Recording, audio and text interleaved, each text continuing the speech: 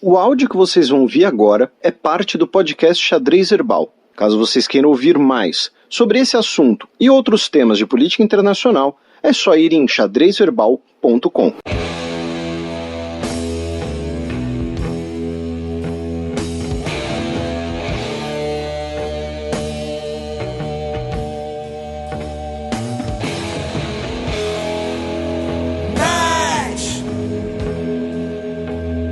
Após referendo, Premier da Macedônia pede a parlamento que mude o nome do país.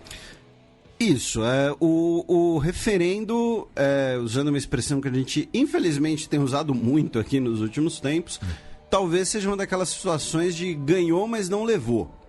Né? Foi o tema da minha mais recente coluna na Gazeta do Povo, para quem quiser uma perspectiva mais detalhada, inclusive histórica, né? da onde vem essa discussão.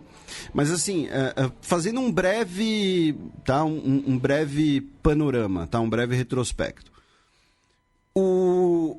A Grécia, ela veta a participação da República da Macedônia com esse nome em órgãos internacionais. Por isso que, em órgãos internacionais, a República da Macedônia é normalmente conhecida por um acrônimo em inglês que é FYROM, Former Yugoslav Republic of Macedonia, Antiga República Yugoslava da Macedônia. E a gente até tinha brincado, né? Que se mudasse de nome de novo, poderia ser aquele país conhecido como a Antiga República. Poderia ser tipo Prince. Daí faz um símbolo. Assim. Falando nisso, o Kanye West mudou de nome. Ficou Ye agora só. Eu acho que ele deveria ter adotado um símbolo também, mas tudo bem. Mas ele... E ele falou também que quer gravar um disco na África, alguma coisa assim, daí já tem vários africanos falando, não precisa. Não, ele é meio 13 das ideias, né? Ele é meio doidão, ao que me consta. Perdão pelo termo pouco acadêmico. Pouco acadêmico, mas ele é meio doidão.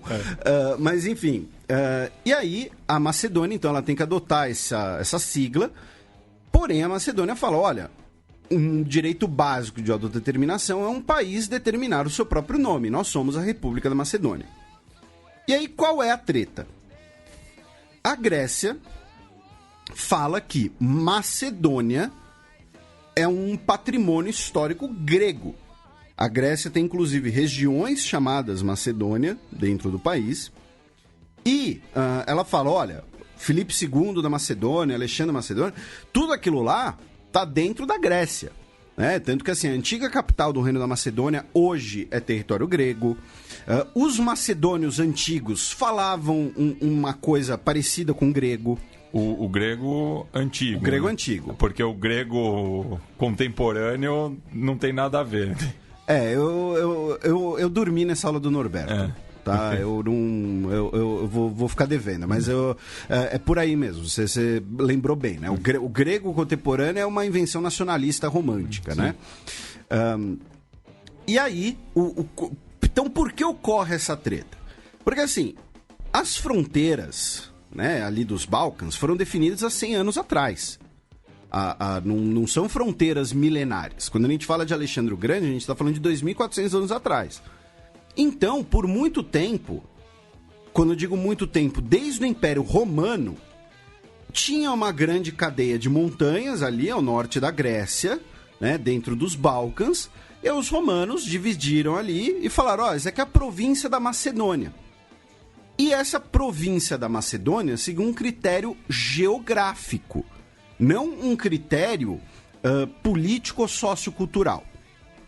Com o final do Império Romano, essa grande área chamada Macedônia pelos romanos recebe, né, vai fazer parte dos processos de migrações e populações eslavas vão se basear nessa região.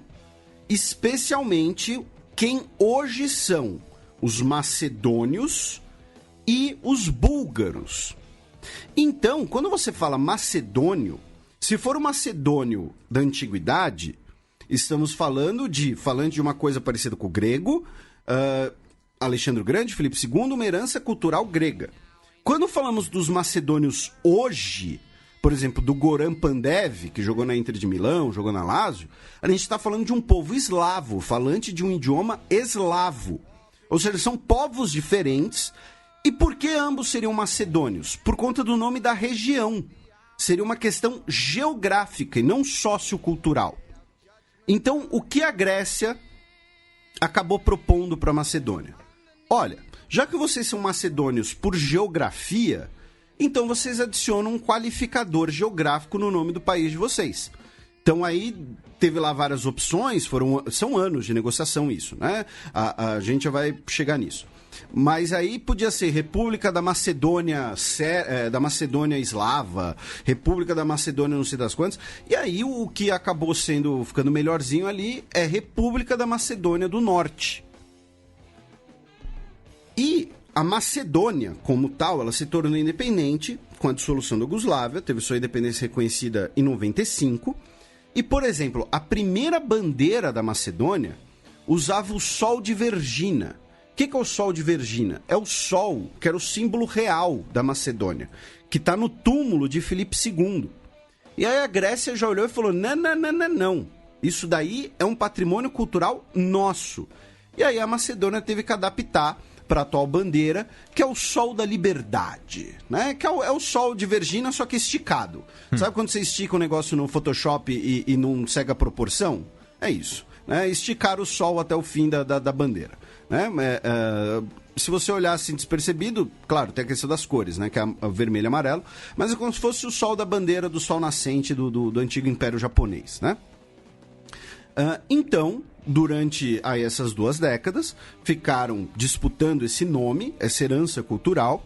E aí tem uma coisa que é importante, né? Que é interessante, que assim, pra gente aqui no Brasil, no continente americano, não tem como fazer uma analogia, né? Porque a gente está falando de um patrimônio histórico milenar, da ideia de que você é dono de um nome, né? É como se, sei lá, tivesse o Paraguai, mudasse de nome para, sei lá, Terra de Veracruz, e o Brasil virasse e falasse, não, Terra de Veracruz era nós. Não vem não, esse nome é nosso. Sei lá, tô dando um exemplo tosco aqui. Mas porque é muito difícil pra gente pegar esse negócio. E como, né, qualquer coisa nos Balcãs, ainda mais nos últimos 100 anos, é cercado de feridas muito sensíveis, de nacionalismos muito fortes. Então, assim, feito esse... Então, eles chegaram num acordo em que a Grécia retiraria quaisquer objeções à participação da Macedônia em organizações internacionais. A Grécia abriria suas fronteiras, faria investimentos, começaria a cooperação, e a Macedônia passaria a se chamar República da Macedônia do Norte, mudaria sua constituição para a República da Macedônia do Norte, mudaria o nome da sua nacionalidade, deixariam de ser macedônios e virariam norte-macedônios, macedônios eslavos, macedônios aqueles lá, sei lá, algum nome desses. E, inclusive, os livros escolares da Macedônia passariam por uma revisão. Porque, assim, a Macedônia não é só uma questão do nome, eles também se apropriam dessa herança do Reino da Macedônia. Né? Até pouco tempo atrás, o aeroporto da capital, de Skopje, era Alexandre o Grande. E eles mudaram para agradar os gregos. Você tem uma estátua enorme do Alexandre o Grande no centro da cidade. O maior estádio da cidade é o estádio Filipe II, que a gente chegou até a comentar no programa sobre a Iugoslávia, salvo engano. Então, assim, essa herança da Macedônia grega também é apropriada por eles. E, curiosamente, eles também se apropriam de alguns símbolos búlgaros.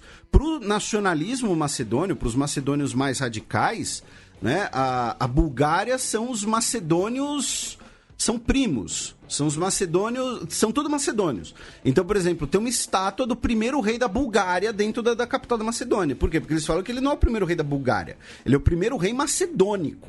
Né, o primeiro rei da Nova Macedônia. E aí tem lá aqueles, né, a unificação da Macedônia, juntando o pedaço da Bulgária, o pedaço da Grécia e a Macedônia atual. Enfim, um pedacinho da Albânia também.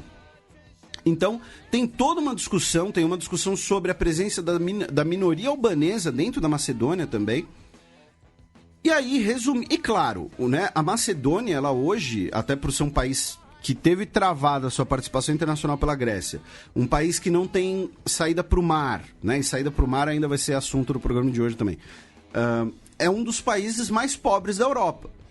E a gente sabe que em locais mais pobres, ou locais passando por crises, especialmente, a questão da identidade, a questão do nacionalismo acaba muitas vezes sendo alimentada, né? Acaba sendo muitas vezes uma muleta para esse momento de adversidade. Então, olha, a Macedônia está toda ferrada, a gente é pobre, a gente não é um país rico nem nada, mas a gente é macedônio, entendeu? A gente é Alexandre o Grande, a gente vai dominar o rolê inteiro, os búlgaros vão dominar também.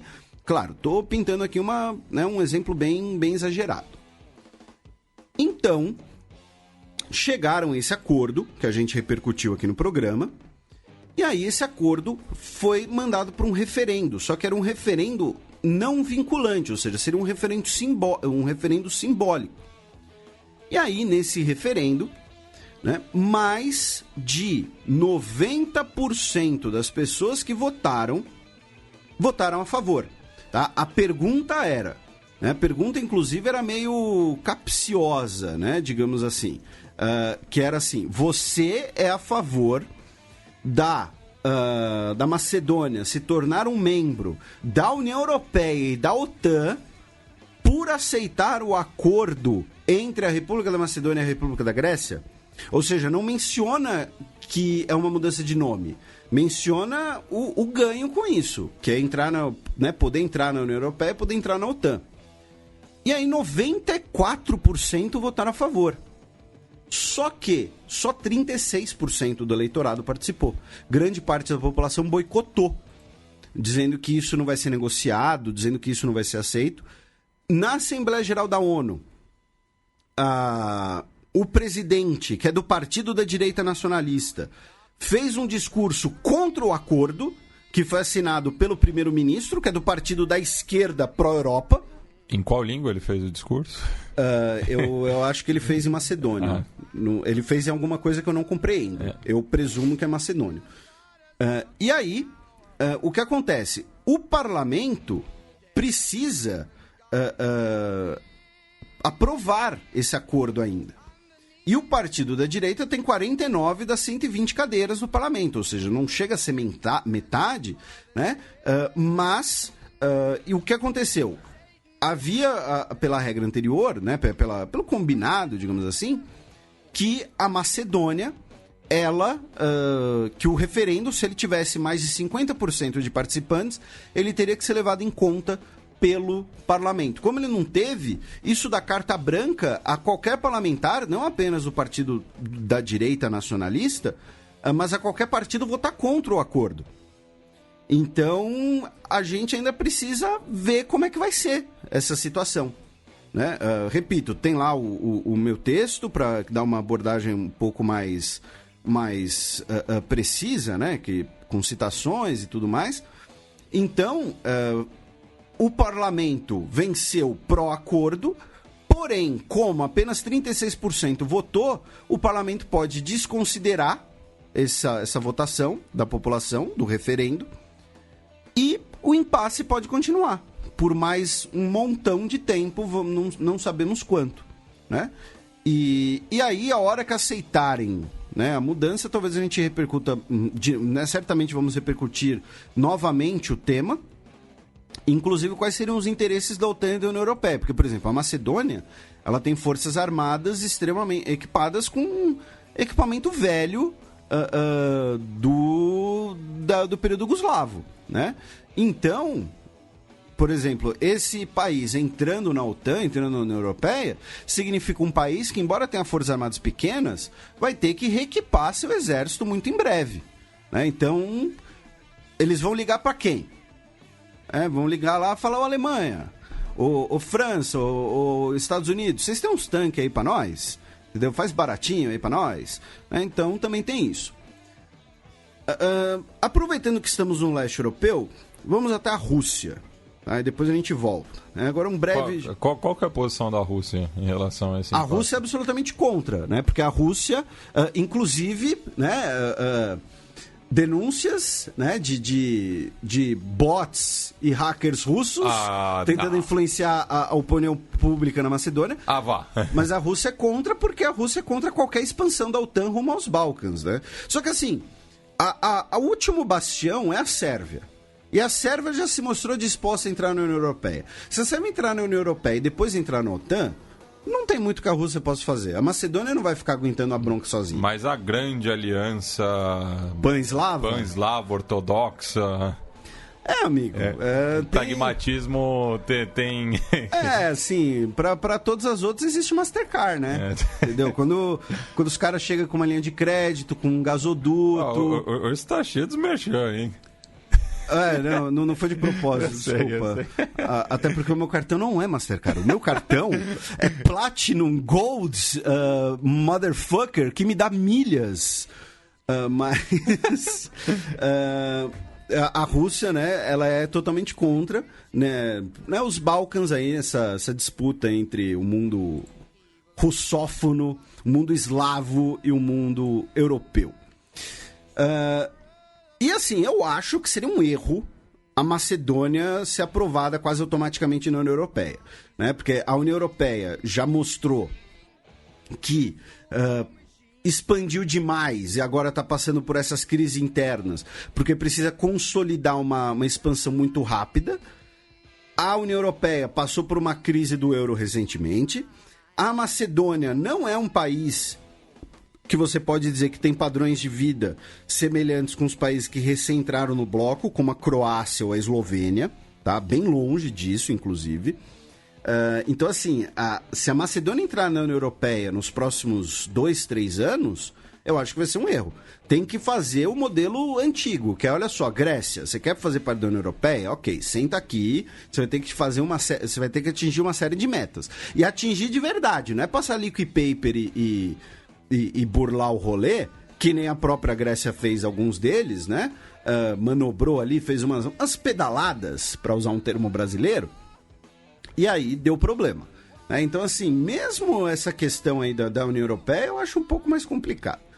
Mas, enfim, na Rússia, o Putin sancionou a reforma da Previdência após algumas alterações no texto devido, né, aquela série de manifestações que foram realizadas contra o governo Putin. O texto eleva a idade da aposentadoria, tanto para homens quanto para mulheres, e ele disse que entendemos que essa questão é altamente sensível, afeta muitas pessoas, mas o presidente expressou muito claro e abertamente sua posição perante a nação, né, disse o porta-voz do Kremlin. Também na Rússia, o Putin... ele estava falando, né, em um fórum de energia em Moscou, e aí ele, né, comentando sobre o Sergei Skripal, né, o que foi envenenado no Reino Unido. Alguns de seus colegas estão defendendo a teoria de que Skripal foi quase como um ativista de direitos humanos. Foi preso, castigado, passou 5 anos na prisão. Nós o libertamos, partiu para o Reino Unido e continuou colaborando e assessorando serviços secretos. Ele era simplesmente um espião, um traidor da pátria. Existe esse conceito, um traidor da pátria. Ele era um desses. Ele é simplesmente um cafajeste. Então, assim, o Putin, ele disse que não teria motivos para matá-lo, né, e, enfim, que não teria feito nada, mas assim, olha... Isso daí é tipo quando o treinador tá para ser demitido e os caras bancam ele, falam, ó, o cara tem apoio aqui. Tem um voto de confiança. Voto de confiança. Se eu fosse eu abri o olho aí. Não, é porque assim, olha, eu não tenho nenhum motivo para envenenar esse traidor da pátria cafajeste. Né? É meio curioso, né? Também envolvendo a Rússia, ainda tem mais 2 notícias. 4 cidadãos russos foram expulsos dos Países Baixos com o serviço de inteligência da Holanda afirmando ter frustrado um cyberataque russo contra a Organização para a Proibição de Armas Químicas, que tem sede em Haia, e, por conta disso, expulsou 4 integrantes, 4 supostos agentes russos, segundo a ministra da Defesa dos Países Baixos, a Anke Bielefeld. Ela disse que um laptop pertencente a um desses agentes tinha conexões com Suíça, Malásia e Brasil. Tá? E o conteúdo da Malásia, tem aquela questão do voo da Malaysia Airlines, que foi derrubado em céus ucranianos. Tá? Eles chegaram na Holanda no dia 10 de abril e foram presos com equipamentos de espionagem num hotel próximo à sede da OPAC no dia 13 de abril. Além disso, os Países Baixos teriam contado com a colaboração da inteligência britânica para nessa operação. E a inteligência dos Países Baixos disse que eles também, os agentes russos, contavam com passaportes diplomáticos, aí na sua missão, na sua tarefa, tá? Quem quiser mais detalhes disso tudo, quem quiser ler a versão mais completa, a porta-voz da chancelaria russa, Maria Zakharova, disse que era tudo mentira, claro. Caso vocês queiram mais informações, uma informação mais completa, eu tenho a matéria traduzida no site da Folha de São Paulo, porém a matéria original é da Reuters, tá? Para quem quiser em inglês. E finalmente, nesse momento, o Vladimir Putin, ele está na Índia, tá? Ele vai ficar aí, vai passar aí o fim de semana na Índia, vai se encontrar com o Modi e são esperados aí a assinatura de vários contratos bem rechonchudos, incluindo aí contratos rechonchudos da área de defesa. Precisamente, a Rússia vai vender os sistemas antiaéreos S-400 para a Índia. Vai vender 4 baterias por 5 bilhões de doletas, tá? O porta-voz da comitiva russa disse que o S-400 é um sistema aeromoderno que supera qualquer sistema análogo de outros países e tudo mais. Só que tem uma questão importante, tem uma questão muito interessante, que é o seguinte: comprar esses sistemas, lembrando, recentemente a China comprou e sofreu sanções dos Estados Unidos. A Turquia comprou e pode sofrer mais sanções dos Estados Unidos. Agora a Índia está comprando também. Os Estados Unidos podem dizer, olha, Índia, você está violando as sanções que a gente impôs contra a Rússia e por isso a gente vai impor sanções contra vocês também. E aí, como é que fica? Então vai ser interessante isso daí, porque a Índia mostrando aí que, olha, amigos, negócios à parte. Parte dos outros, 20 acordos serão assinados entre Putin e o Modi. Outro de área militar vai ser no valor de 2,2 bilhões de doletas para a construção de 4 fragatas também. Lembrando que Rússia e Índia têm uma relação muito próxima. Além de estarem nos BRICS, que tem o Brasil, ambos também estão no Pacto de Xangai. Então, essa visita aí talvez seja bastante gorda, bastante interessante.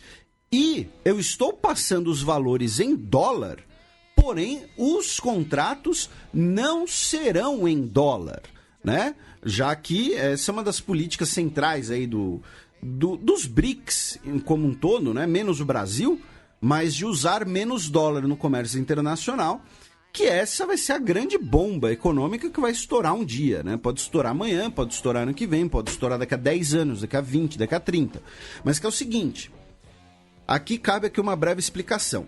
Sabe quando vocês veem aquelas coisas sobre políticas de austeridade, que se você imprimir dinheiro, o dinheiro deixa de valer? Isso tudo é verdade, tá? Inclusive temos a Vivian, economista aqui no programa, temos o nosso professor Daniel também, que comenta várias vezes sobre isso. Só que essa regra, ela meio que não vale para os Estados Unidos, porque como todo mundo usa o dólar, o valor do dólar vem do seu uso no mercado internacional. Porque o dólar, os Estados Unidos têm um déficit gigantesco há décadas Os Estados Unidos imprimem dinheiro, tá? O dólar, em teoria, ele vale muito menos do que ele realmente vale. O valor do dólar vem do uso do dólar. O que sustenta o dólar é principalmente o fato dele ser a principal moeda para o comércio da principal commodity mundial, o petróleo. E que também é lastro para muitos países. Sim, né? Todo mundo usa o dólar. Né? Tinha Todo Mundo Odeia o Chris, essa é a nova série, todo mundo usa o dólar. Então, Rússia, China, Índia, né? Mas principalmente Rússia e China, estão começando a usar suas moedas nacionais em comércio. Para quê? Para fugir do dólar e para diminuir o próprio dólar, diminuir a importância da moeda dos Estados Unidos. Essa é uma das grandes sacadas aí no cenário internacional. Lembrando que a China, inclusive, é a dona de boa parte da dívida pública dos Estados Unidos, né? Quando George Bush vendeu aqueles 100 bilhões em títulos da dívida para financiar a guerra no Iraque, a China que comprou um monte. E aí muitos ouvintes nossos já falaram, não, mas Felipe, você erra nessa análise, porque se a China desvalorizar o dólar, se a China jogar todos esses títulos no mercado do dia para noite, ela vai perder dinheiro. Mas a questão aqui, gente, é o seguinte, não é about money, né? É uma arma política nesse caso. Tá? A China não está preocupada em lucrar com a especulação desses títulos, alguma coisa assim. A China tá preocupada em ter uma arma para pôr na cabeça dos Estados Unidos. A China não está pensando na aposentadoria dela. Ela está pensando justo em barganhar. Exatamente. Né? O assunto não é dinheiro. Enfim, saindo da Rússia, vamos aqui, começando pelos nórdicos, né? Vamos ali para a Península Nórdica, uma notícia mais de curiosidade, mas porque teve muitos ouvintes que mandaram, que uma menina chamada Saga Vanecek, já se chama Saga, né? Saga é uma aventureira, exatamente, né? De 8 anos, uma menina sueca, ela estava, né, nadando no lago de Vidostern, na Sueca. E aí ela foi lá, né, sentiu alguma coisa assim no chão do lago, né, pisou em alguma coisa e tal, puxou, era uma espada viking de 1500 anos de idade. Que beleza. E aí muitos nossos ouvintes comentaram se agora ela é a rainha da Suécia, ou então se ela vai ter que jogar a espada pra alguém de dentro do lago, né, se ela vira dama do lago do rei Arthur, alguma coisa assim. Mas o fato é, ela achou lá uma espada viking de 1500 anos de idade. Eu, particularmente, teria dado um jeito de esconder essa espada e trazer comigo. Não, é souvenir. Não, aqui é réplica, né? Chegar ali na alfândega e falar, não, é réplica. Meu pai e meu tio acharam uma vez uma espada ali no Cati, que é um distrito de Livramento. Até o tinha viking em Cati. Não, da Revolução Federalista. Tem até o livro do Dionélio Machado, que é o Louco do Cati, que fala sobre esse conflito, e eu não sei que fim a espada levou. Pois é, se eles foram boas pessoas, como a menina foi, entregou às autoridades, ela vai ser estudada e colocada no museu. Se eles foram filhos da mãe, como eu seria, eles esconderam e falaram, é minha. Gente, eu tô sendo honesto. Eu escondi e falar, é meu. Achei. Achado não é roubado. Exatamente. Entendeu? Vem o Ragnar pegar de volta. O dono da espada pode reclamar a posse. Vem o Ragnar pegar de volta. Então, passando aqui por essa notícia, mas só pela curiosidade, porque muitos dos nossos ouvintes mandaram, né? Um abraço aí pra todo mundo que nos mandou essa notícia. Na Alemanha, as autoridades prenderam na segunda-feira 6 homens que participaram do comício xenófobo na cidade de Chemnitz, né, na Saxônia, e eles estavam planejando um ataque contra órgãos do governo, tá?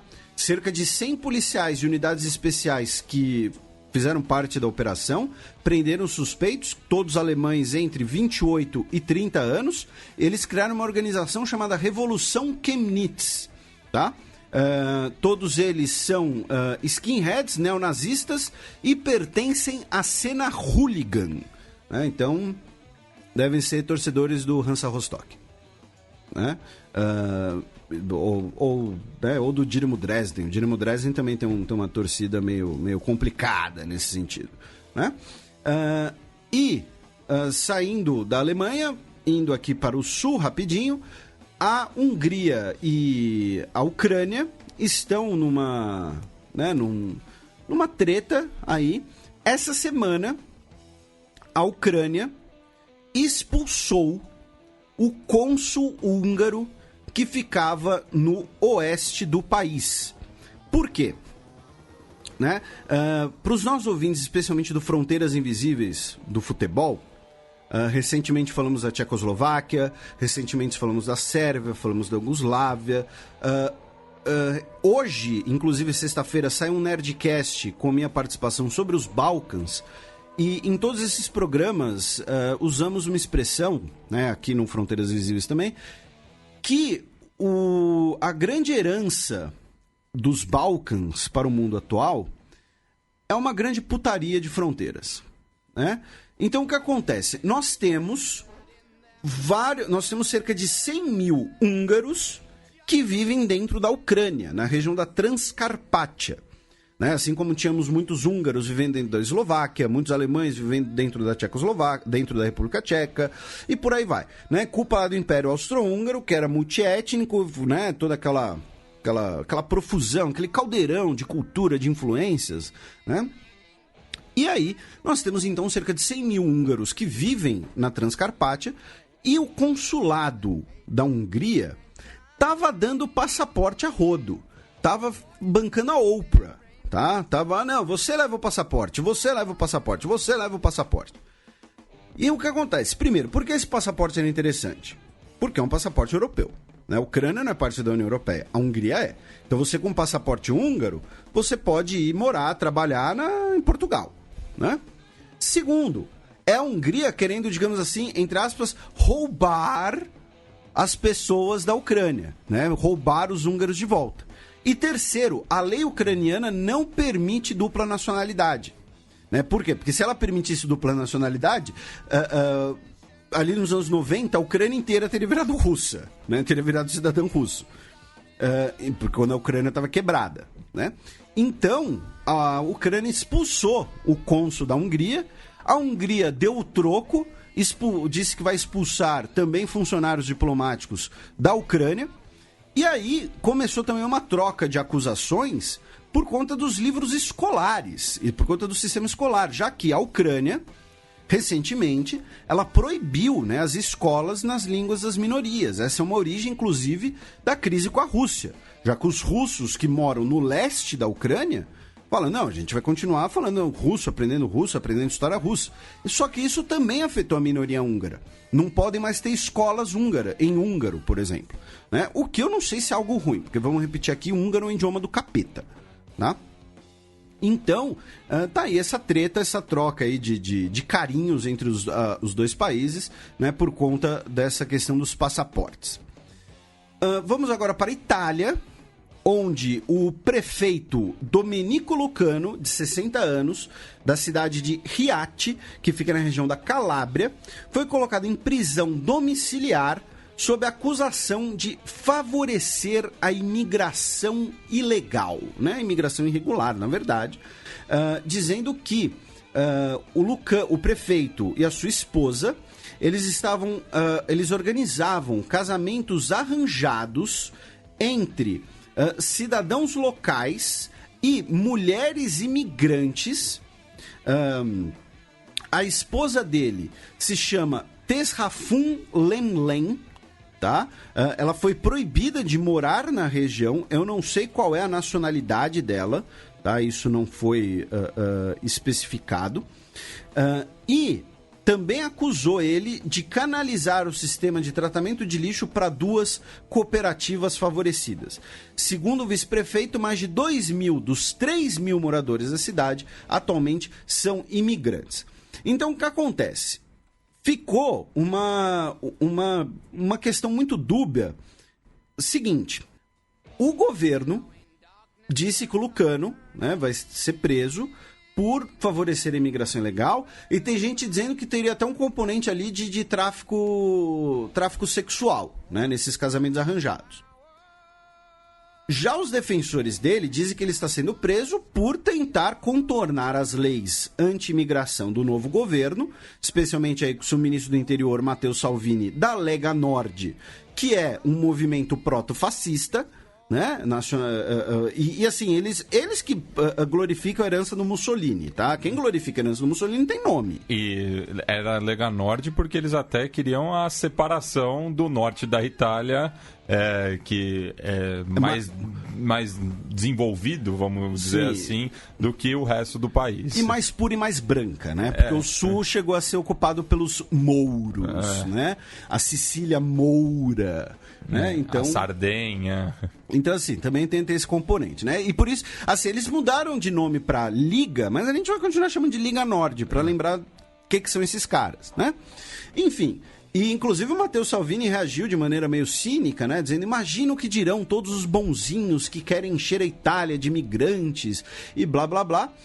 Então, assim, tá aí essa questão, se ele foi preso por... né, realmente cometer coisas ilegais, por estar envolvido eventualmente num tráfico sexual de mulheres, ou se ele foi preso por uma retaliação do governo por ele tentar contornar as leis anti-imigração de alguma maneira humanitária. Só que essa questão, né, do lixo com as cooperativas, ainda mais na região da Calábria, ali no sul da Itália, né, caindo no estereótipo, infelizmente, mas assim... Você não precisa assistir muitos documentários sobre a máfia italiana para saber qual a importância do recolhimento de lixo para eles, né? Principalmente em Nápoles. Vamos lembrar que recentemente a máfia, recentemente, já tem uns anos, né? Mas a máfia, entre aspas, entrou de greve e Nápoles virou um grande lixão, né? Então fica aí essa discussão. Na região, só que na Santa Sé, pela primeira vez, 2 bispos chineses participarão de uma assembleia no Vaticano. Né? Semana passada a gente repercutiu o acordo, né, entre a Igreja Católica e o governo chinês, e aí um dos bispos que vai participar, né, desse sínodo, ele faz parte daquele grupo de 7 que foi admitido pela Igreja, né, e que foi indicado pelo governo chinês, na verdade, né? Segundo o cardeal Lorenzo Baldisseri, o Vaticano convidou em anos anteriores representantes chineses que nunca aceitaram o convite, nunca participaram. Essa foi a primeira vez, né? Então, mais aí uma aproximação entre o Vaticano e a China, visando aí uma eventual unificação, absorção da Igreja Católica Chinesa ao Vaticano, né? A Santa Sé, propriamente dita. Cruzando ali a fronteira, ali na região de Savoia, né? Lembrando, né, que quem é o patrono da unificação italiana? Garibaldi. Ele nasceu onde? Em Nice, que hoje está onde? Na França. A família real italiana era de onde? De Savoia, que parte de Savoia está onde hoje? Na França. Né? A Itália cedeu os territórios mais simbólicos possíveis para a França em troca do apoio na sua unificação. É surreal. Coisas que só a Itália. Uma foto do presidente Macron em Saint-Martin, no Caribe, está gerando uma onda de indignação, né, na França. Por quê?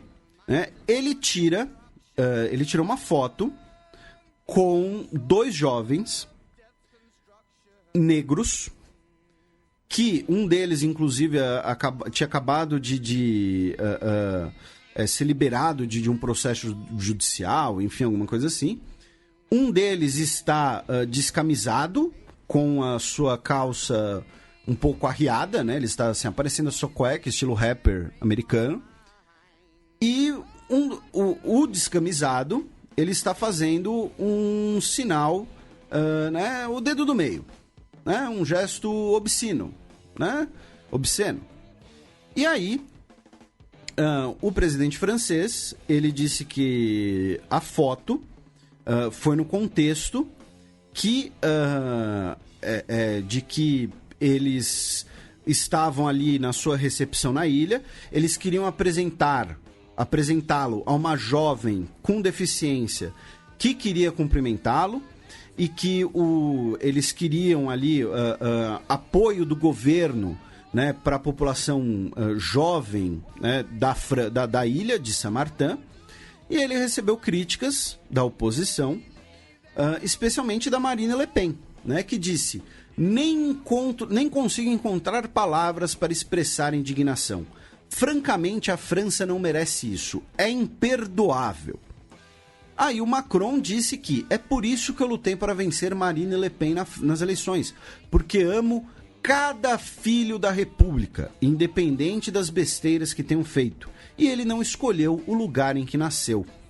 Né?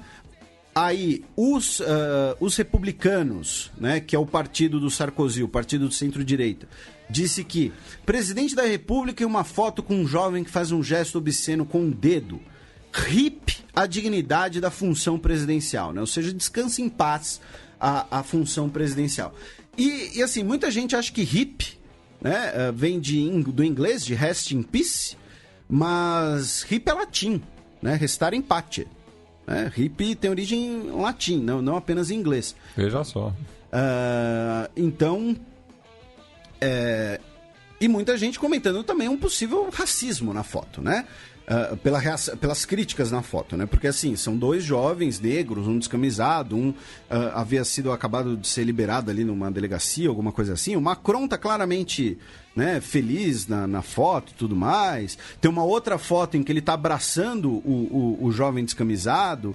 Então, assim, né? Mas estamos aqui apenas repercutindo, né? Tudo isso que aconteceu, e a Marine Le Pen aí que fez esses comentários. Agora, cruzando os Pirineus, desculpem, o Quim Torra, o líder da Catalunha, disse que ele pode levar o seu partido ao retirar o apoio parlamentar ao primeiro-ministro da Espanha, Pedro Sánchez, caso ele não assuma compromissos concretos rumo à autodeterminação da Catalunha. E, mais importante, ele fez esse discurso, né, no aniversário de um ano do voto da Catalunha no ano passado, né? Então tinha ali um simbolismo importante. E pra gente fechar, né, a gente vai para uma ilha, né, para um arquipélago ali, né, meio Europa, meio não, brincadeira.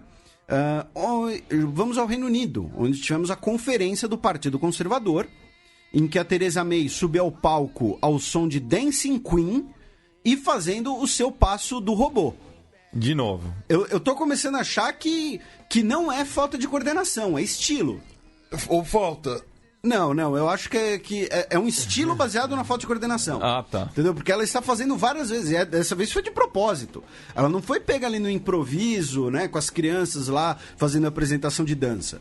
Ela entrou no palco com toda a sua ginga. Né, toda a ginga do Bender, de Futurama, né, do C3PO. O Bender tem mais swing que ela.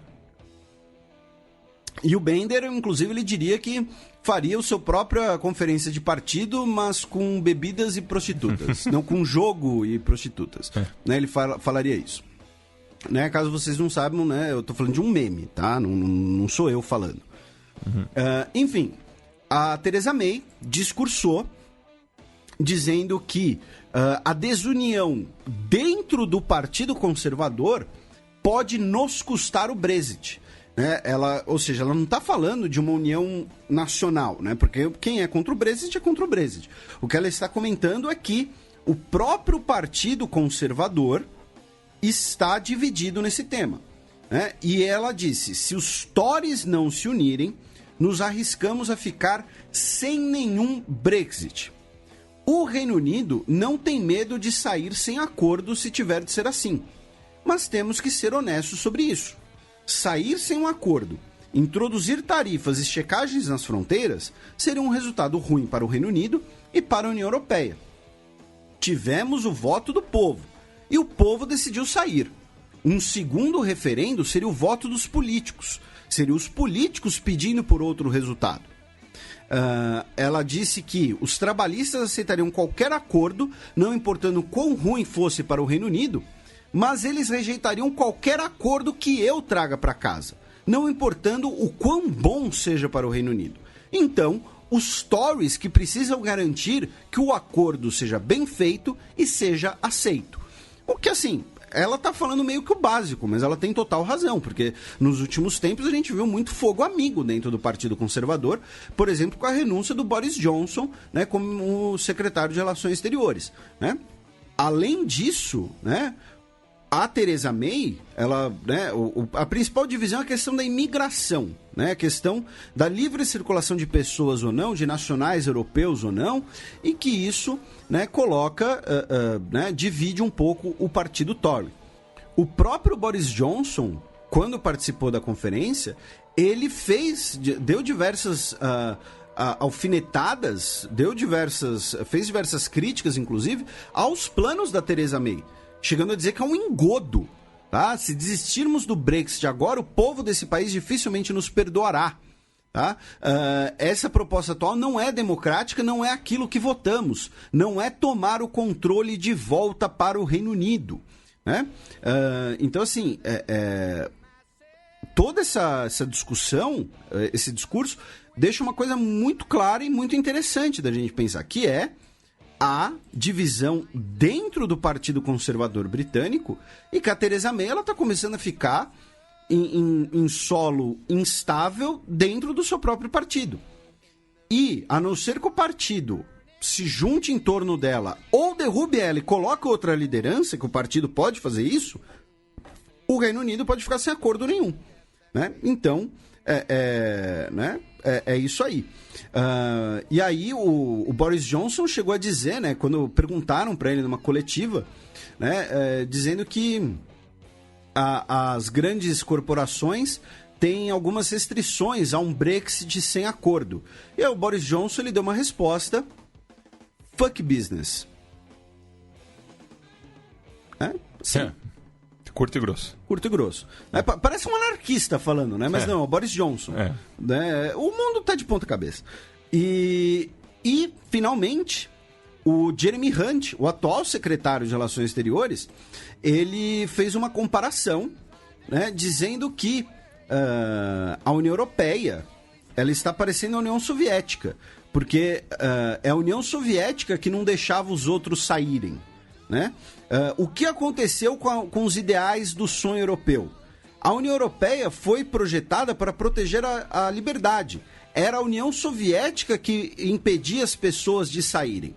E aí, o Donald Tusk, né, o presidente do Conselho Europeu, disse que essa comparação era descabida, pediu por respeito, disse que, na verdade, o sonho europeu continua de unidade, de trânsito livre. E aí o Donald Tusk foi lá e deu um jab. Falou, olha, eu vivi metade da minha vida dentro do bloco soviético, né? Ele é polonês, ele foi primeiro-ministro da Polônia. Comparar a União Europeia à União Soviética é falta de sabedoria e insultante. A União Europeia é sobre liberdade, direitos humanos, prosperidade, paz, vida sem medo, democracia, pluralismo. Um continente sem fronteiras internas e sem muros. Como presidente do Conselho Europeu e alguém que passou metade da sua vida no bloco soviético, eu sei do que estou falando. Então foi lá e deu um socão na cara aí do Jeremy Hunt. Mas essa questão aí do Brexit, essa treta, vai continuar, vocês não tenham dúvidas. E a solução é o seguinte: ou o Partido Conservador abraça a Theresa May, ou o Partido Conservador substitui a Theresa May. Porque do jeito que tá mais fogo amigo do que outra coisa.